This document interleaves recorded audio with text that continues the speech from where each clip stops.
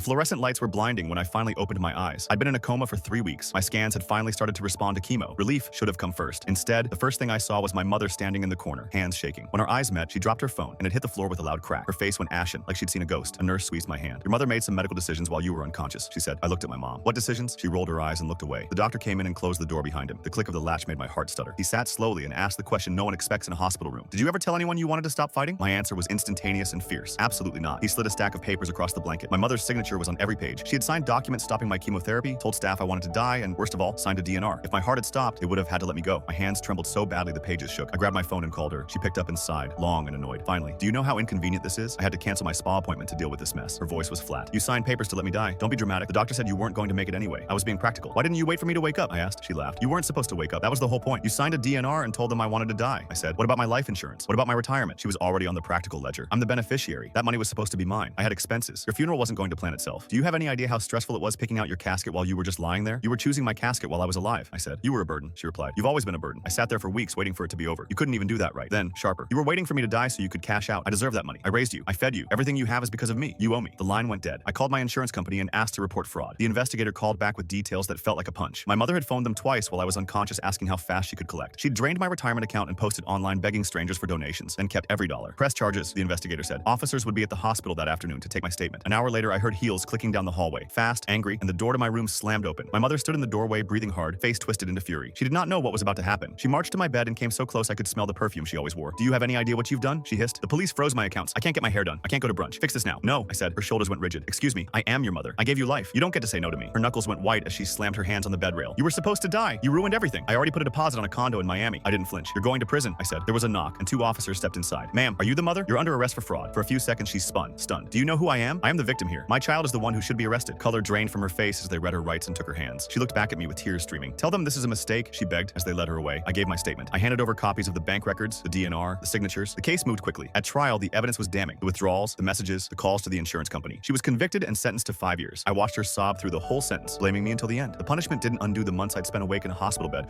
replaying every memory of my mother's hands. Hands that had once comforted me, now the hands that had tried to sign my life away. It didn't erase the betrayal. But the treatments resumed. My cancer responded. The scans kept getting better. Today, my cancer is in remission. I won't pretend it's simple. My mother's choices fractured what was left of our relationship into pieces too jagged to mend. I feel relief and grief and a complicated kind of justice all at once. I've reclaimed my finances, my autonomy, and my future. I sleep differently now. Guarded, maybe hardened, but alive by every crooked, stubborn inch.